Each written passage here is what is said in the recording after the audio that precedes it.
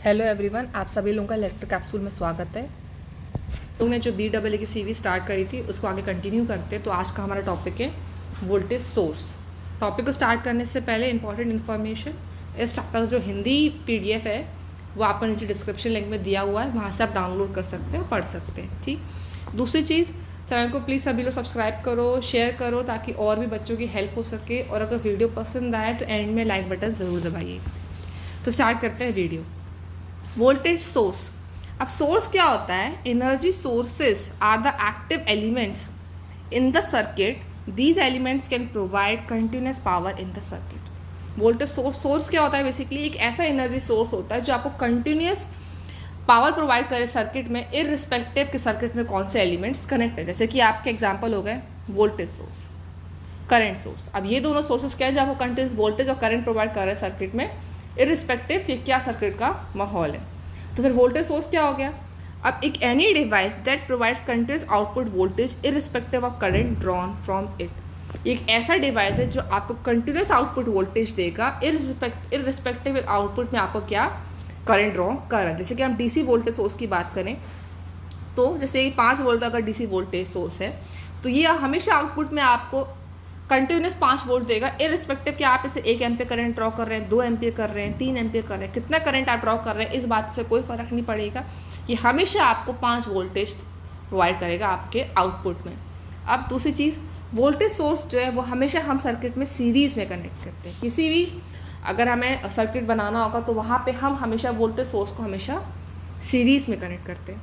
आगे मूव करते हैं और बात करते हैं वोल्टेज सोर्स आपके 2 तरह से हो सकते हैं। एक हो गया AC और दूसरा हो गया DC। ठीक ठीक। अब DC वोल्टेज सोर्स की अगर आप बात करो तो DC क्या होता है? एक ऐसा वोल्टेज सोर्स जिसकी पोलैरिटी हमेशा फिक्स्ड होगी। ये हमेशा आउटपुट टर्मिनल पे पॉजिटिव या नेगेटिव जो इसके टर्मिनल्स होंगे वो हमेशा फिक्स्ड होंगे। इसका ये सर्किट डायग्राम है जहाँ पे हम इसका फिक्स टर्मिनल वोल्टेज बनाते हैं। ये बना सकते हैं या फिर अपोजिट पोलैरिटी में भी इसको हमेशा बना सकते हैं, जिसकी पोलैरिटी हमेशा फिक्स्ड हो, इररिस्पेक्टिव इसमें कितना करंट ड्रॉ कर रहे हैं आप, इसकी पोलैरिटी जो है हमेशा फिक्स्ड होगी और इसका मैग्नीट्यूड भी हमेशा फिक्स्ड होगा। इसको इस बात से कोई फ़र्क नहीं पड़ेगा। ठीक, जिससे आप डायग्राम समझ सकते हैं। अगर ये 5 वोल्ट का DC सोर्स है पॉजिटिव तो ये हमेशा आउटपुट में आपको 5 वोल्टेज देगा आपके टर्मिनल पे। ठीक, इररिस्पेक्टिव आप इससे कितना करंट ड्रॉ कर रहे हैं। ठीक, वहीं अगर आप AC आउटपुट वोल्टेज की बात करोगे तो AC आउटपुट वोल्टेज वो होता है जिसकी आउटपुट पे जो आपकी पोलैरिटी है वो एक नहीं मिलेगी, वो हमेशा चेंज होती रहेगी, प्लस इसका मैग्नीट्यूड भी हमेशा चेंज होता रहेगा।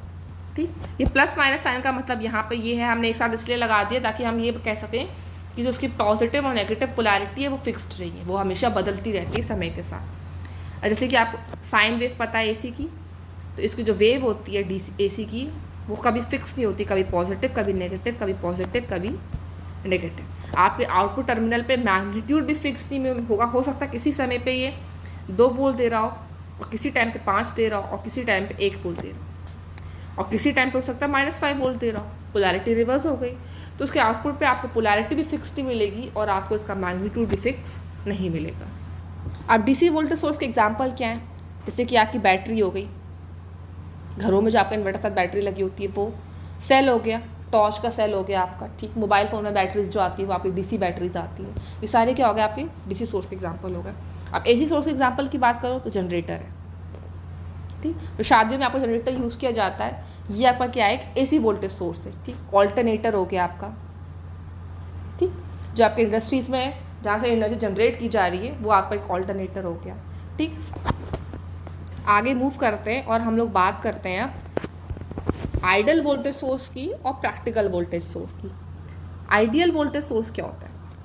आइडियल वोल्टेज सोर्स वो सोर्स होता है जो आपके आउटपुट टर्मिनल पे हमेशा कांस्टेंट वोल्टेज देगा। ठीक, वो हमेशा एक फिक्स्ड वोल्टेज देगा। ये एक आपका आइडियल वोल्टेज हो गया DC सोर्स का। इसका इंटरनल रेजिस्टेंस क्या हो जाएगा? 0। जो टर्मिनल पे आपको आउटपुट मिलेगा वो हमेशा सोर्स वोल्टेज के बराबर होगा। VT = VS। तो टर्मिनल पे आपको आउटपुट मिलेगा वो हमेशा सोर्स वोल्टेज के बराबर होगा। जैसे हम ग्राफ से अगर समझें तो समय के साथ जो हमें लोड करंट मिल रहा है आउटपुट में और जो हमारा टर्मिनल वोल्टेज है वो हमेशा कांस्टेंट रहेगा, V सोर्स के बराबर, उसमें कोई बदलाव नहीं आएगा। DC बोल लो चाहे हो तो आप AC बोल लो, ये हमेशा आउटपुट में अगर देगा फिक्स्ड वोल्ट, टर्मिनल पे हमेशा VS के बराबर वोल्टेज देगा, इसमें कोई बदलाव नहीं आएगा। अब हम आगे बात करें प्रैक्टिकल वोल्टेज सोर्स। देखो आइडियली चीज़ एग्जिस्ट नहीं करती, क्योंकि हर किसी चीज़ में रेजिस्टेंस होता है, कोई चीज़ आपकी एग्जिस्ट नहीं करेगी आइडियली। तो प्रैक्टिकल वोल्टेज सोर्स क्या होता है? वो सोर्स जिसका इंटरनल रेजिस्टेंस ज़ीरो नहीं होता है, या फिर आप AC में बात करें तो इम्पीडेंस ज़ीरो नहीं होता है। ठीक, रेजिस्टेंस AC में बात कर रहे हैं हम लोग, तो रेजिस्टेंस ड्रॉ करेंगे RS और V ऑफ S, और यहाँ पे क्या मिलेगा आपको? टर्मिनल वोल्टेज आउटपुट में। ठीक, अगर आप AC की बात करो तो यहाँ पे हम क्या ड्रॉ करेंगे?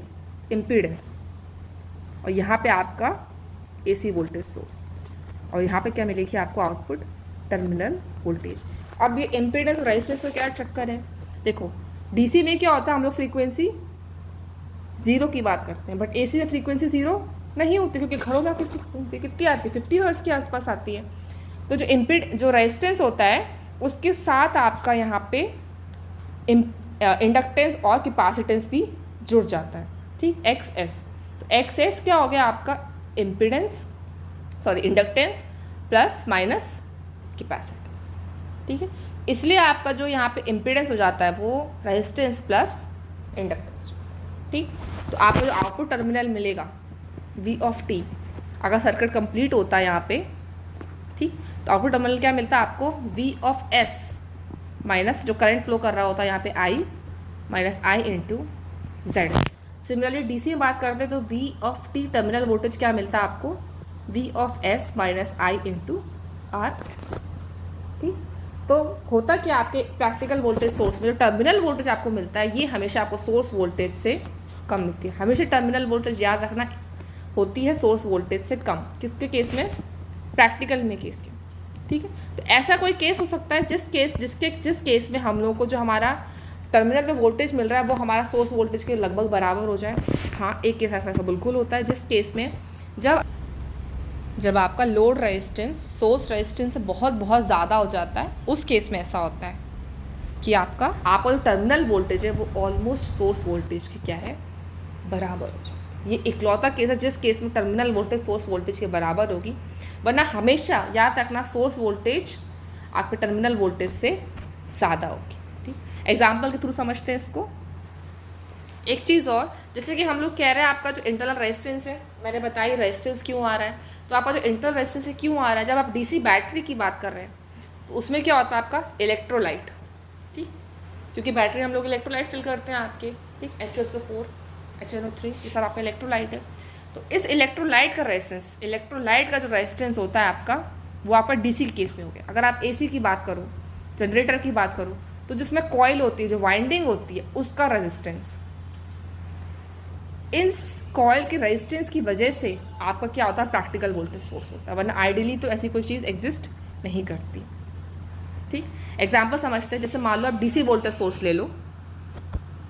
ठीक, हमने एक रेजिस्टेंस लिया RS और एक DC वोल्टेज सोर्स ले लिया। ठीक, और हमने एक लोड रेजिस्टेंस को भी यहाँ पे क्या कर दिया? कनेक्ट कर दिया। ठीक, अब वैल्यू आप ले सकते हो इनकी। जैसे हमने लोड रेजिस्टेंस की वैल्यू ले ली 5 ओम, सोर्स रेजिस्टेंस की वैल्यू ले ली हमने मान लो 4 ओम। ठीक, और आपका जो वोल्टेज सोर्स है ये हमने मान लो ले लिया 18 वोल्ट। ठीक, अब मैं बोल रही हूँ कि आप अपने टर्मिनल पे वोल्टेज को कैलकुलेट करके, टर्मिनल क्या हो गया? जो हमारा लोड रेजिस्टेंस है, जहाँ पे हमारा लोड रेजिस्टेंस लगा हुआ A और B। ठीक, अब बात करो इस सर्किट की, तो करंट की वैल्यू क्या आएगी? Voltage upon total resistance. ठीक, तो source voltage upon load resistance plus source resistance. ठीक, तो ये वैल्यू क्या है आपकी? 18 वोल्ट प्लस सोर्स रेजिस्टेंस कितना है आपका? 4 प्लस लोड रेजिस्टेंस कितना है आपका? 5। तो ये क्या हो गया? 2 एम्पियर। इसका मतलब जो करंट सर्किट में फ्लो कर रहा होगा वो कितना हो गया? 2 एम्पियर। अब टर्मिनल वोल्टेज की बात करो तो वो कितनी आएगी आपकी? I इंटू RL या फिर V of S minus I into RS। दोनों तरीके से एक ही वोल्टेज आई। करंट कितना है? 2 एम्पियर। अब 2 एम्पियर इंटू 5 कर दो, 2 इंटू 5, तो ये कितना हो गया? 10 वोल्ट। दूसरा मेथड क्या है? V ऑफ S मतलब 18 माइनस I 2 इंटू 4, ये भी कितना आ जाएगा? 10 वोल्ट। तो आपको जो टर्मिनल पे वोल्टेज मिल रही है वो कितनी मिल रही है, 10 वोल्ट, और आपके सोर्स की वोल्टेज कितनी है, 18 वोल्ट। तो आपने इस केस में क्या समझा कि जो आपकी टर्मिनल वोल्टेज है वो हमारी सोर्स वोल्टेज से हमेशा क्या है, कम है। ये आपके डीसी का सर्किट है, मैंने इसमें आपका रेजिस्टेंस लिया है।